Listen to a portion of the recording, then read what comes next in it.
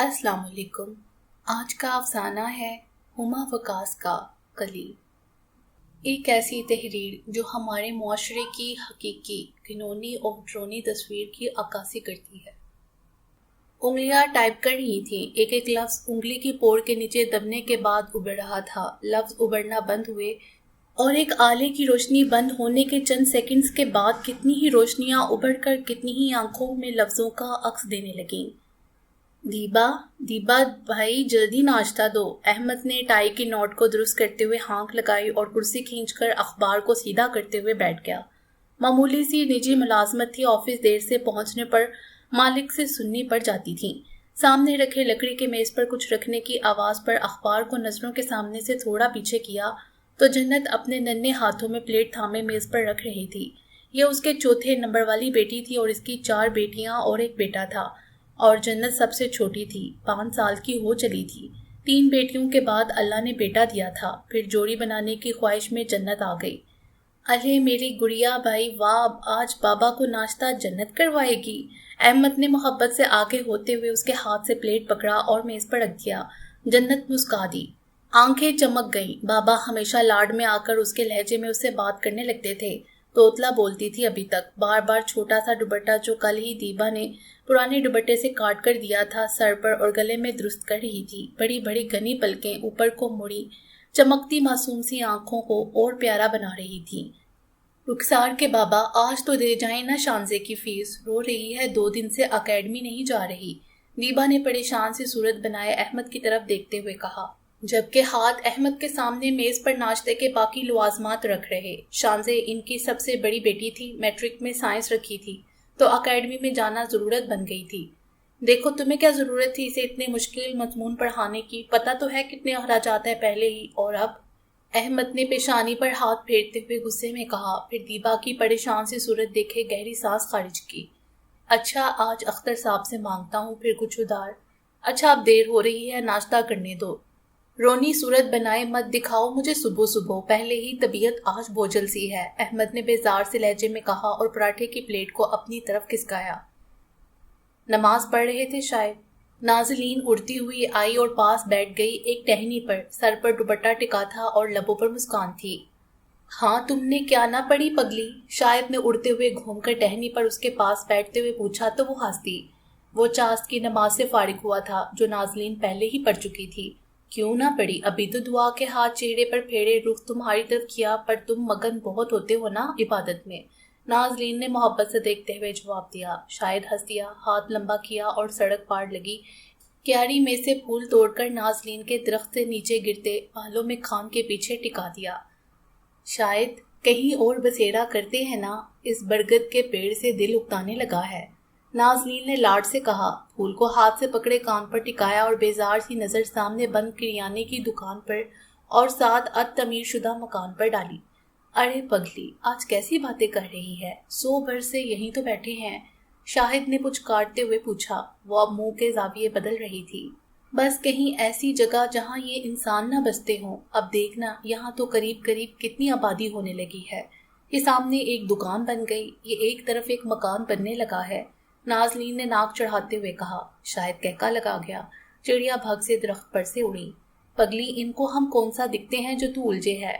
शाहिद ने मोहब्बत से सर पर चपेट लगाई, पर नाज़लीन फिर भी उदास थी। पर मसला तो ये है कि हमको ये दिखते हैं। नाज़लीन ने ठंडी आह भरी और बालों में हाथ फेरने लगी। बरगद के पेड़ पर एक नज़र डाली और फिर मोहब्बत से देखते शाहिद पर। तुम आ रही हो या नहीं। मोबाइल पर पैगाम पढ़ते ही सुमेरा की पेशानी पर फिर से लकीरें सी बन गई थी। बेचैनी से इधर उधर देखा। अम्मा तो किचन में ही मसरूफ थी सुबह से और बड़ा भाई भी आज वक्त पर ही काम पर चला गया था। नबील कैसी बातें करते हो, ऐसे कैसे मिलने चली आऊं, बहुत डर लगता है भाई। सुमेरा ने बड़े शान से सूरत बनाए जवाबी पैगाम टाइप किया। 19 साला सुमेरा मैट्रिक के बाद से पढ़ाई छोड़े घर बैठी थी। पिछले साल ही दूसरे नंबर वाले भाई ने जो दुबई में किसी वर्कशॉप पर मुलाजमत करता था मोबाइल बेच दिया। बस फिर क्या था, मोबाइल था और सुमेरा थी। बैलेंस की किल्लत रहती तो फेसबुक के फ्री होने के मजे थे।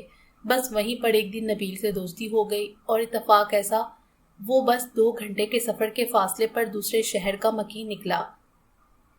मैं ना जानू कुछ मोहब्बत है कि गर्दान अलापती ना थकती है और अब मिलने बारी ٹھس ہو جاتی ہے۔ نبیل کا ہفکی بڑا پیغام تھا، پھر تو موئی سمیرا نے کتنے پیغام بھیج ڈالے ٹک ٹک کی آواز میں، پر وہ تو اپنے نام کا ڈیٹ تھا، نہ مانا۔ بس ایک ہی رٹ لگائے ہوئے تھا، تمہارے شہر آیا ہوں صرف تم سے ملنے۔ محلے سے باہر سنسان سی جگہ ہے، برگد کے پیڑ کے پاس ایک اد تعمیر شدہ مکان ہے، وہاں چلی آ ملنے پر۔ سمیرا کا دل نہیں ماننا تھا، ایک خوف سا تھا جو بار بار روک رہا تھا۔ ایسے کیسے ملنے واسطے چل دوں؟ نہ بابا نہ، پہلے رشتہ تو بھیج دے۔ وہ 2 بھائیوں کی اکلوتی بہن تھی، ابا حیات نہیں تھے، بڑا بھائی پاکستان میں ورک شاپ پر کام کرتا تھا اور چھوٹے کو دبئی بھیجا تھا، جس کی وجہ سے 3 وقت کا گھر کا چولہا چلتا تھا اور اس کا جہیز کا سامان بنتا تھا۔ اٹھ جا ابے، کھول لے دکان جا کر، دن چڑھایا۔ رضیہ نے چادر کھینچ کر اتاری۔ 32 سالہ حارث نے منہ کے زاویے بگاڑ کر ماں کی طرف دیکھا، پیشانی پر بھی ناگواری کے بل پڑ گئے۔ اٹھ جا، کچھ تو کر لے، کچھ تو کر لے ڈھنگ سے، کیوں مونگ ڈلتا ہے میرے سینے پر؟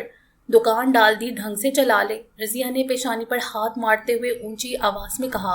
حارث غصے میں اٹھ بیٹھا اور سر کھجانے لگا، تکیے کے نیچے سے موبائل نکالا اور وقت دیکھا، 11:30 کا وقت تھا۔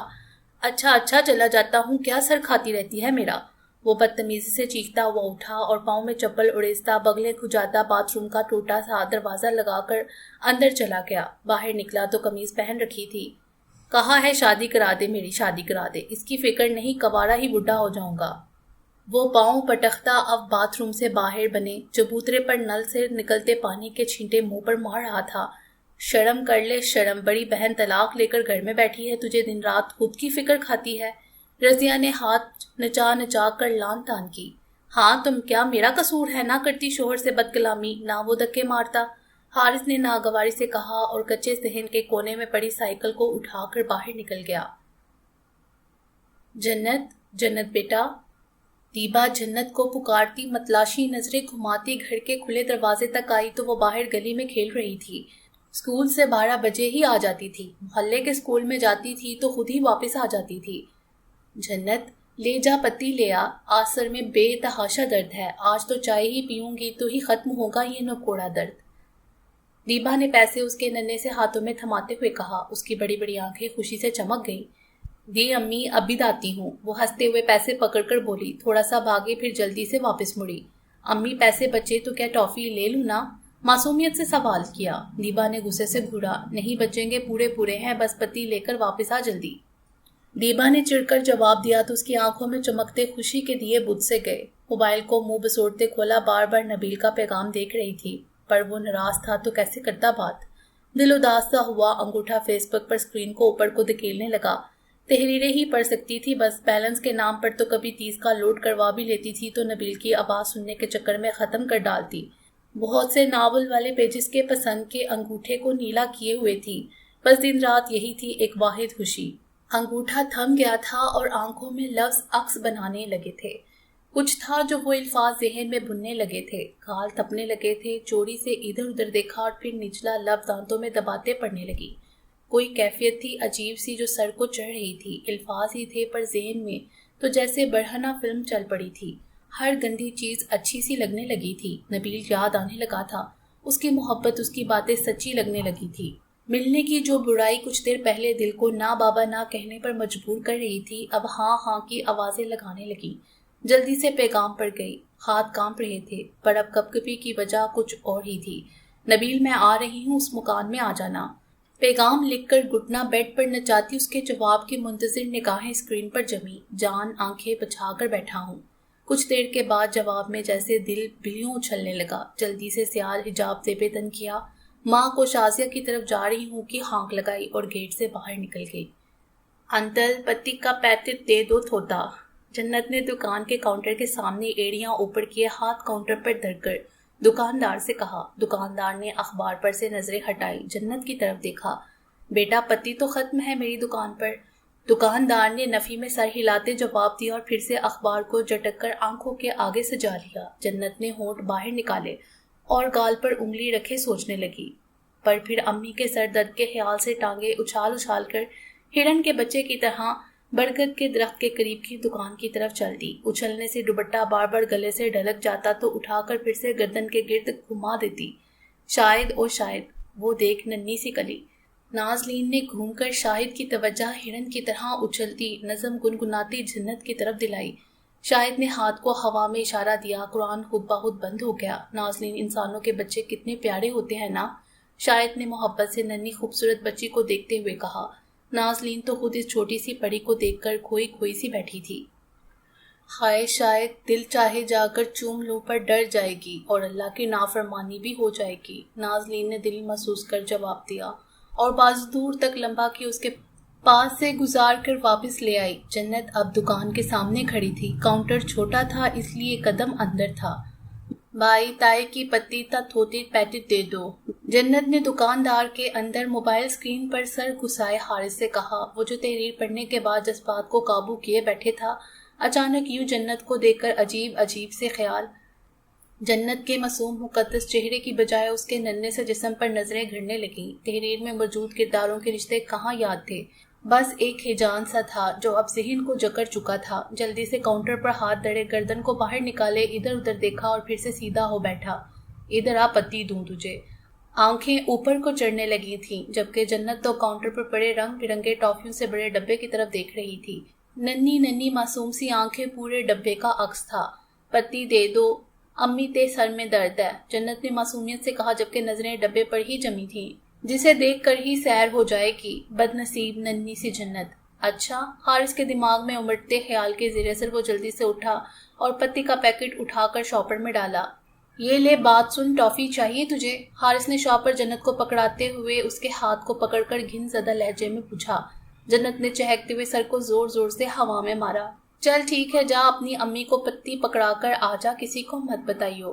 10 ٹافیاں دوں گا پوری، بتایا تو پتہ چل جائے گا، مجھے کوئی ٹافی نہ دوں گا، حارث نے آنکھیں نچاتے ہوئے کہا۔ جنت کی خوشی تو دیدنی تھی، چہکتے ہوئے تیز تیز شاپر کو ہلاتی بھاگ گئی گھر کو۔ 4 قدم تھے برگد کے درخت کی طرف بڑھتے، ایک 19 سالہ اور ایک 5 سالہ 4 قدم بڑھا رہے تھے، پھر ایک جگہ آ کر الگ سے ہو گئے۔ 19 سالہ قدم برگد کے درخت کے دائیں طرف بنے مکان میں گھسے، پر 5 سالہ قدم درخت کے سامنے دکان کی طرف گئے۔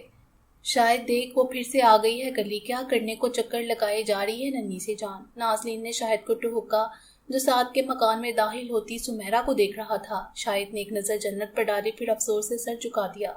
نازلین، ایک لڑکی گئی ہے اس ویران سے مکان میں، شاہد نے نازلین کی توجہ دلائی۔ نازلین نے گردن کو لمبا کیا، دیوار سے سر کو گھسایا اور پھر گردن کو واپس کیے خوف سے پھیلی آنکھیں لے آئی۔ شاید لڑکا ہے ایک، اس کے سینے سے لگی کھڑی ہے کمبخت۔ نازلین کی آواز میں دکھ تھا۔ دکان کا شٹر زور سے اندر سے بند ہوا۔ نازلین نے جھٹکا کھا کر اس طرف دیکھا۔ شاید کلی اندر ہے، چھوٹی والی کلی، وہ دکان کے اندر، وہ دکاندار۔ نازلین کا سانس اٹک گیا، تیزی سے اڑ کر گئی، شٹر میں گھسی، پھر پھٹی آنکھوں سے واپس آئی۔ شاید ابلیس اس دکاندار کے سر پر بیٹھا ہے، ہنس رہا ہے، لگاتار ہنس رہا ہے، گردن اکڑی ہوئی ہے، کلی کا منہ اس کے دوپٹے سے باندھ رکھا ہے۔ نازلین کی آواز کانپ رہی تھی، پر شاید کی حالت اس سے بھی زیادہ پریشان حال تھی۔ نازلین، ادھر والی کلی کے سینے پر بیٹھا ہے، ابلیس کہکے لگا رہا ہے، اینٹوں پر درے حجاب پر کچھ رنگین کپڑے بھی پڑے ہیں۔ شاید کا سر جھک گیا، پر نازلین تڑپ کر مکان کی طرف بڑھی، پھر اسی تیزی سے ہوائیاں اڑائے چڑے لیے آئی۔ شاید بچا نہ لیں دونوں کو، شاید بچا لے، خدا کا واسطہ۔ نازلین زاروں کی تار ہونے لگی، کبھی اڑ کر دکان کے بند شٹر میں گھس جاتی اور کبھی مکان میں۔ شاید کا بھی یہی حال تھا۔ شاید مسل رہا کلی کو، وہ ننھی بھلک رہی ہے، شاید ابلیس کہہ کے لگا رہا ہے، میں کیا کروں؟ پاس جانے لگوں تو دھاڑ پڑا مجھ پر، جا یہاں سے جا، اس وقت کوئی نہیں بچا سکتا جنت کو۔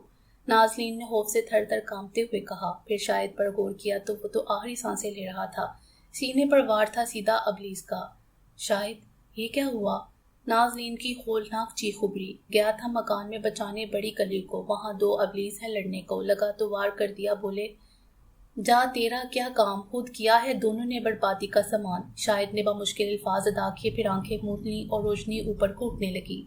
شاید فلک شگاف چیخ ابھری، پھر نازلین آنکھیں آ کیے دکان کے شٹر میں گھسی، پر کسی نے اتنی زور سے باہر پٹکا کہ برگد کے درخت میں آ کر ایسی لگی وہیں ڈیر ہو گئی۔ بمشکل آنکھیں کھول کر دیکھا، 19 سالہ قدم ڈگمگاتے سے برگد کے درخت سے دور جا رہے تھے، پر یہ کیا؟ بڑی کلی رو رہی تھی، دھوکھا دھوکھا، جسم سے پیار تھا بس۔ پھر کسی لڑکے کے قدم تھے، وہ بھی جا چکا تھا، نازلین کی آخری سانسی تھی بس۔ نازلین کی آخری سانسیں تھی بس، دھندلا سا نظر آ رہا تھا۔ دکاندار برگد کے درخت کے نیچے قبر کھود رہا تھا، ننھی سی قبر، اپنی جنت کی قبر۔ ابلیس کے کہکے چاروں اور سے گونج رہے تھے۔ ختم شد۔ ہمارے چینل کو سبسکرائب کریں اور بیل آئیکن کو پریس کر دیں ہمارے چینل کی لیٹسٹ اپڈیٹس حاصل کرنے کے لیے۔ شکریہ۔